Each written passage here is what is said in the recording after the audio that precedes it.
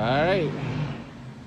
I know I've been procrastinating, but I finally pulled the old 350 out. Getting ready for this 5.3 swap.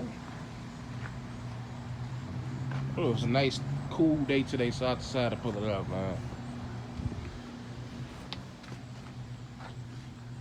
Old small block. I might just rebuild it, put it in something else. I don't know yet. But when 5.3, I'm still running the 350 trans. So if y'all familiar, you know, I got a drum on these back so I can get the screws in there. Got my little adapter for it. Yeah, but she coming together though.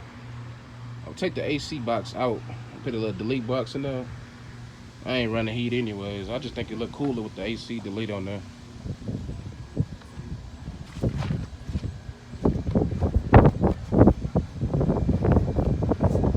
Gotta get my bumper on, man. I don't like the guy who had the car before me, man. He wanted the shave look, bro.